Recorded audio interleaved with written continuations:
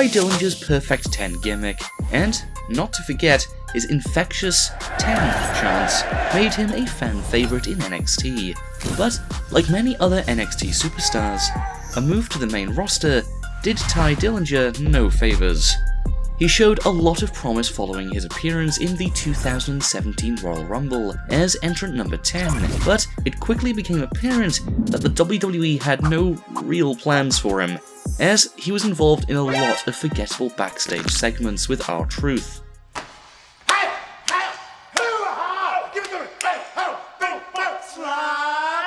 On February 22nd, 2019, Ty Dillinger was released from the WWE and is now thriving in AEW under his previous name of Shawn Spears.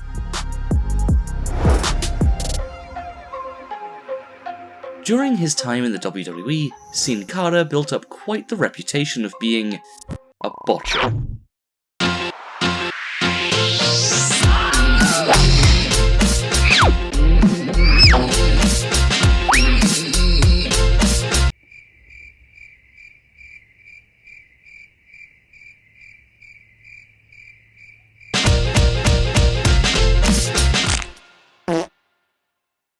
For the better part of 2019, Cara was underappreciated and left out of WWE programming, leading him to eventually request his release from the company and expand his career elsewhere.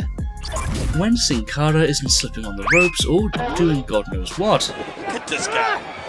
he's actually a talented in-ring competitor, and the Masked Luchador was able to showcase his talent in some stellar matches against Andrade. All of which were losing efforts though. On the 8th of December 2019, the WWE officially granted Cara's release, so wherever he decides to go next, most likely AAA, let's hope that he doesn't botch his entrance like he did in his WWE debut. Oh, here he is! Oh my goodness! Luke Harper is a sad but prime example of a talent not being used to the fullest in the WWE. Right? Harper?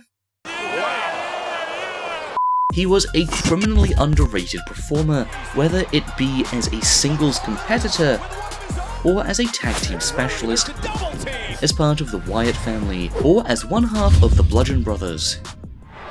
Oh no. Oh. Whoa! Oh! Harper's frustrations with the company led him to request his release back in April 2019. However, his request was denied, and to make matters worse, more time was added to his contract due to injury. Harper remained dormant on WWE television for much of 2019, until he was eventually granted his release in December 2019.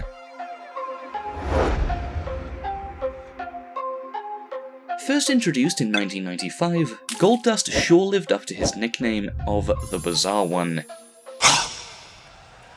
A legend in the business and son of Hall of Famer Dusty Rhodes, the enigmatic Goldust finally decided to part ways with WWE in early 2019. Given how underutilized he was, and with his brother's company on the rise, it was inevitable that Goldust was going to jump ship to AEW, and that's exactly what he did. I made it out of prison, and it feels good. He ended up facing his brother in what was an emotional and a bloody good match. The match was bloody, if you didn't figure. Goldust proved to everybody that behind all the laughs and entertainment, I know that deep down in the cockles, he still got it. Perhaps the biggest release of 2019 was that of S.H.I.E.L.D. member Dean Ambrose. It came as a surprise to many when news surfaced that the Lunatic Fringe wasn't going to be re-signing with the WWE, especially since he was one of their top stars. A former WWE champion, the longest reigning United States champion, a 3-time Intercontinental champion, a 2-time Raw Tag Team champion, and also the 2016 Money in the Bank winner. The final straw which resulted in Ambrose's departure came from creative differences with his heel persona. Why, Dean? Why did you turn your back on your brothers? As he was reduced to nothing more than a germaphobe. What is that smell? Oh God, that reeks. As Ambrose neared the end of his WWE contract, you could see the lasting damage on his face. Where were you out there, man? Jeez. Have you completely lost your mind?